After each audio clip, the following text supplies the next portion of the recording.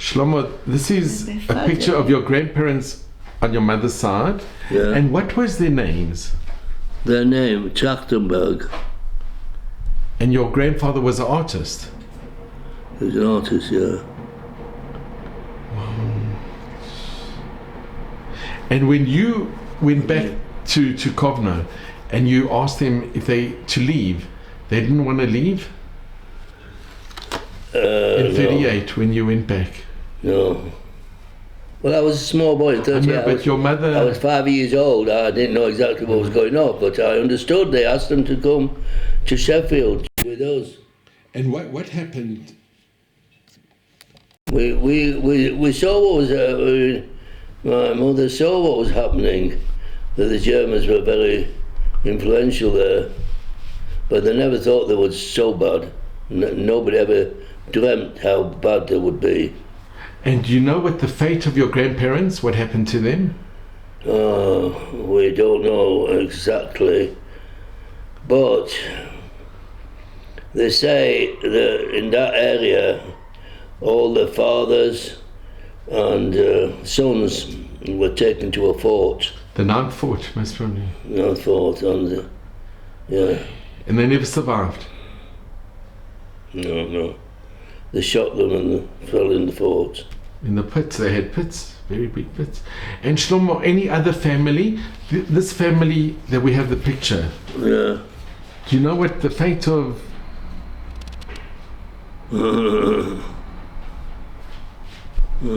Shlomo, do you know what happened to the rest of your family? From Kovno? Yeah. Yes, we had, they were all killed except one auntie that was married to my mother's brother. She survived Bergen-Belsen. She was taken to Bergen-Belsen? And she survived. She was the only survivor of the whole family. And it was a very large family? Big family, and she was the only survivor. Bergen-Belsen. I remember Auntie Ida, that's her here. That's her there, and that's her husband, the Shlomo Trachtenberg. He was a very big educator. It's these two over here. Wow. And this, this is... And Shlomo? This is my mother. Did Shlomo survive? No. He didn't survive? No, he didn't survive. His wife, Ida, survived. And you met her? She was only survivor. And you met her after the war? Of course. She survived Bergen-Belsen. And where did you meet her? Did she come to England? Yeah, well, she came, we got her out, we went there. I can't remember. We had somebody, one of the Rabbonim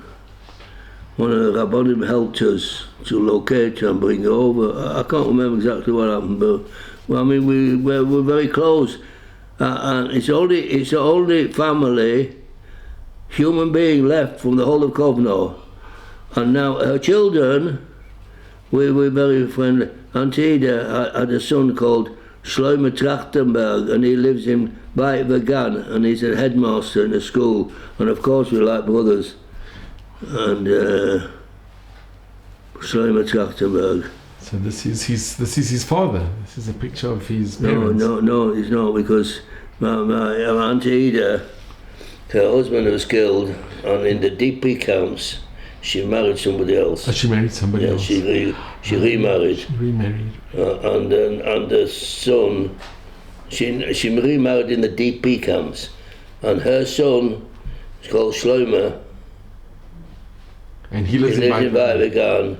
He's a headmaster, a lovely fellow. We like brothers.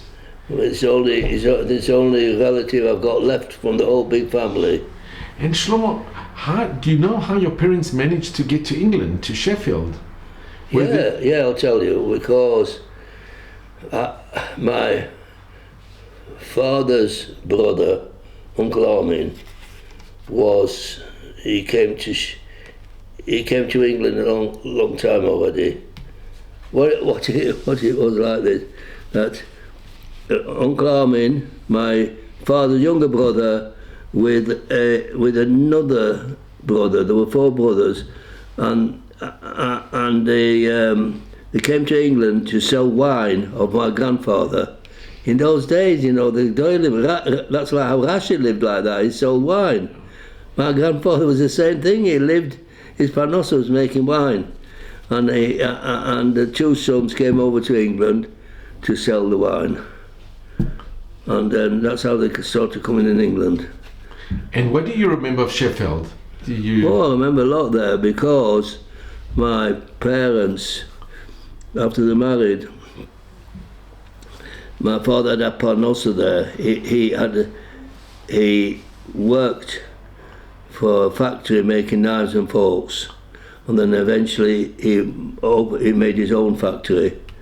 He was very smart. My father was very smart, and in fact he invented 4 machines in the manufacturing of knives. 2 of them went very well. One was like this and one didn't get developed. But he was very clever. My father was very technically minded, and he was very interested in not only making knives for a parnosa, he was interested in manufacture. Sheffield is very well known for cutlery. Of course, Sheffield and Zollingen in Germany are the only 2 places in the world where they made cutlery. Now it's made in the Far East. But in those days, Sheffield and Zollingen in Germany were the only 2 places that made cutlery, nowhere else. There was no Far East. Now Far East everything. And in Sheffield, did you go to a Jewish cheder? No. Well, I'll tell you what it was. In Sheffield, there were 2,000 Jews there, but there was hardly a minyan of Shlomo Shabbos. It was very bad for my father didn't allow me even to go to cheder because the teachers, the rebbes on the cheder were Machal Shabbos. It's a very terrible place. I mean, they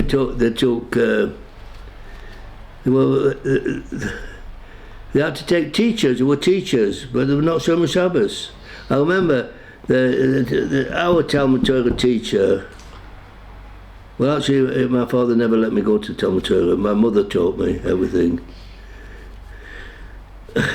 The Talmud Torah teacher was a very nice fellow, I must say, a very lovely fellow, but he and his brother were teachers in the Goyish schools, and they were not Shlomo Shabbos. Their father was a Shlomo Shabbos, but those 2 sons were teachers in the Goyish schools and in the Talmud Torah, because they didn't have other teachers. So in other words, the Talmud Torah had teachers Mechal Shabbos. Terrible. And did you go to public school? I went to school. I went to Nether Edge School. My father wouldn't let me go to cheder because of that. My mother taught me. And the school that you went to, was it a public school? It was a public school. There was 700 boys, and 5 were Jews. Only 5? 5, and sometimes there was 7. 5 and 7. Did you ever experience any anti-Semitism in the school? Yes, during when they blew up the hotel. Remember? The King David. The That King was David. in 47 later on.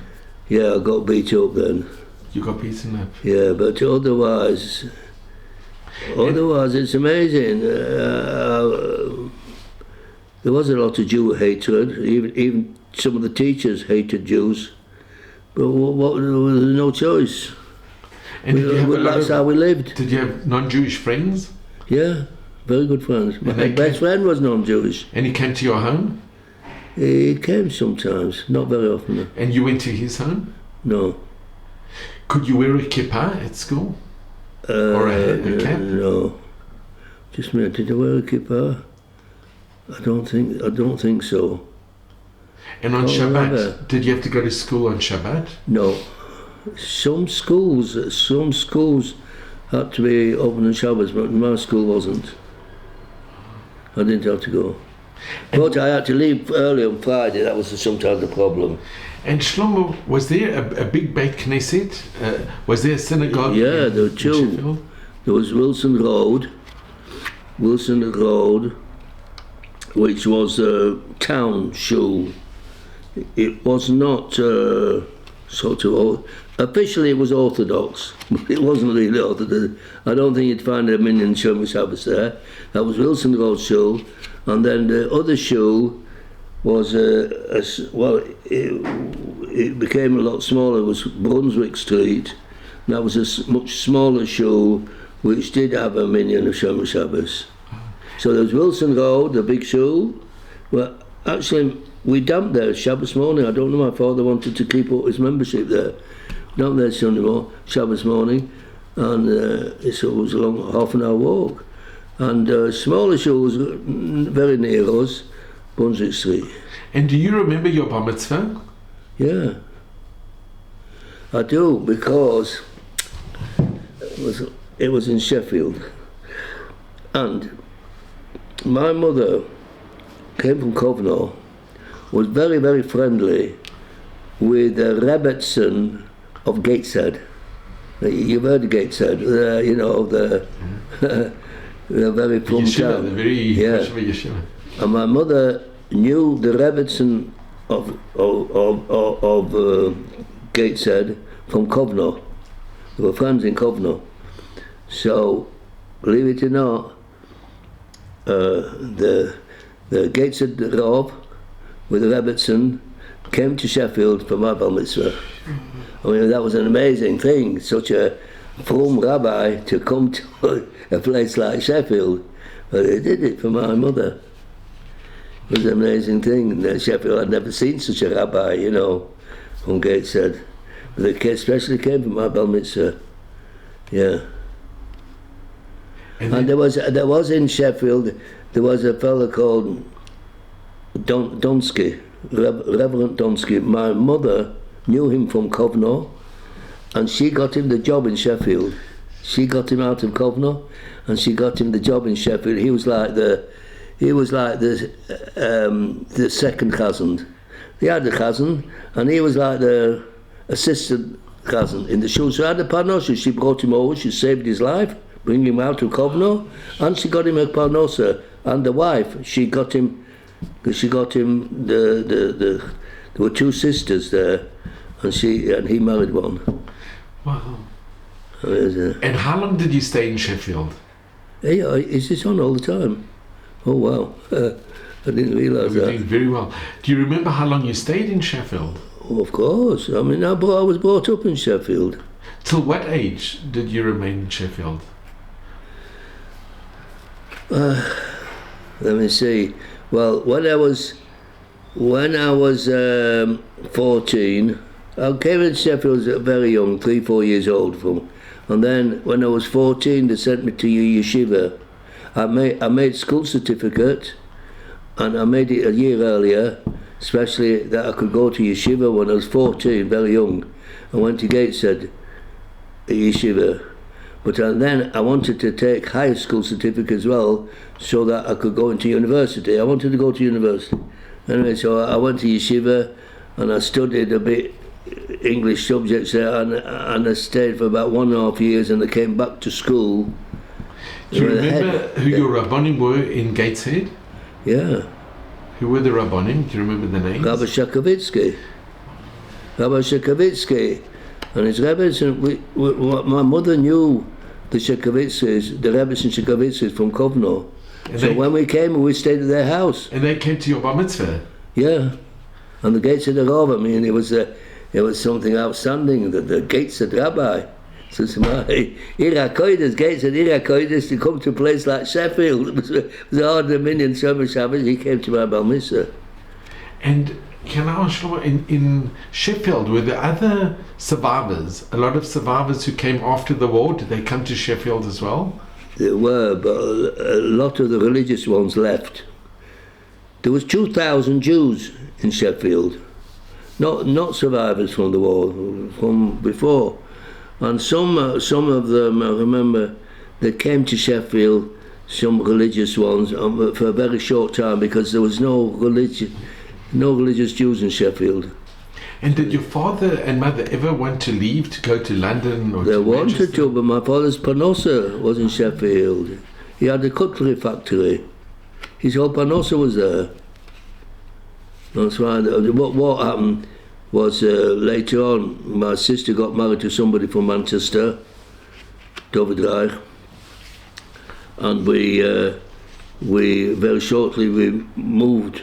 We bought a house in Manchester, which is not far, 30 miles from Sheffield. But it was difficult for my father still to commute. He was thinking of commuting, to Sheffield. What can you do? Parnosa is Parnosa. Yeah. So we had to live in Sheffield, and slowly, when my father retired, we moved over to Manchester. And you grew up in Manchester from then onwards? Yeah. And did you manage to go to university? No, I didn't go. I didn't go in then because I went to the yeshiva, and then what was it now? I went to the yeshiva, and I stayed in yeshiva. I liked it. I stayed. I think I went till 22, 23 till I got married. I stayed in yeshiva there. And who were the Rabbonim that you dealt with later on in Gateshead?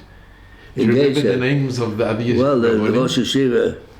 Well, first of all, the Rav of Gateshead was Rabbi Shekovitsky. And he had a son, my age, Mordechai, which we were very friendly. He was a very clever fella, and he later on became a prominent rabbi in South Africa, in Johannesburg. That's what Shekovitsky. Oh, you know Shekovitsky? Sure. Everybody knows. Yeah? He was very, very influential in South Africa. It's because of Rabbi Shekovitsky that the community became full. You're not joking. So this Shekovitsky was the friend of my mother in Kovno. Wow. And this Shekovitsky in South Africa, Mordechai, his name was Mordechai, the same age as me. We were very good friends. That's right. And I remember what happened, he had a brother-in-law called Rakov. And when the Gates of the Rov died, the community decided who's going to be the next rabbi, either this Mordechai, who was Kent's father, or Rakov. And they decided for Rakov. He was, in other words, the son-in-law of Rabbi Shekovitsky. He became the Rav of Gateshead, and Mordechai was a bit upset. He was very upset. After all, he was the son of the Gateshead Rav, and I remember he was crying. Never. But he did amazing work in South Africa. Oh, and then he was very upset that he didn't become the Rav of Gateshead. After all, he was the son or the son-in-law. I was very friendly with him. It's my age, and anyway, he very shortly left to South Africa. And let me ask, when did you first know about what happened in the Shoah? So, we knew in '39. We knew what was happening. You already knew. In Kovno was one of the first places.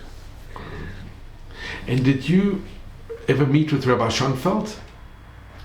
My mother met with him, spoke to him, because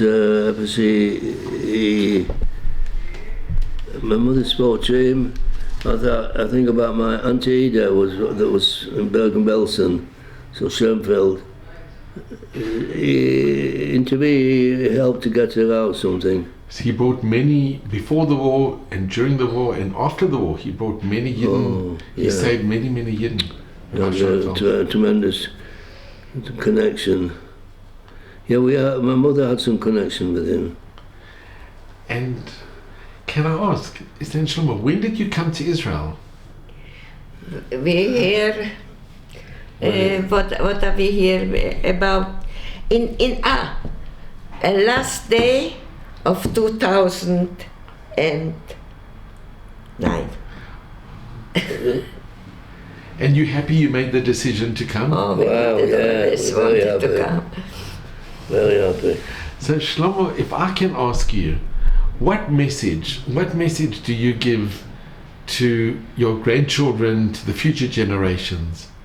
Because you've seen so many things. You've seen the destruction of Europe, the rebuilding of the state of Israel. Ich sage in Yiddish, sie sollen sein ehrliche Jiden. If we're not going to some people say, you should be a great rabbi, you should be great this, I don't say that. just, ze zullen zijn erlige Jiden. That's all. That's all I ask from them. And Don't ask for big things. Ehrliche Yidden is to be a like honest Yid, to be a mensch, Yeah. really. Erlige Jiden, that's the most important thing.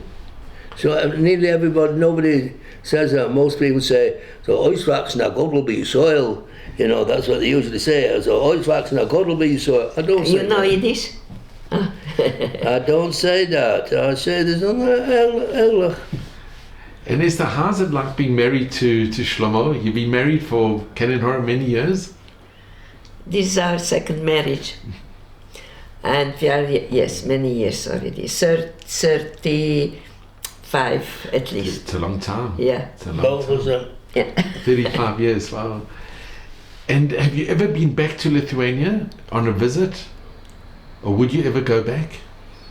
I would, but I think I didn't want to travel anymore. I didn't feel so well. I didn't feel so well. Well, so Shlomo, I really want to thank you and Esther.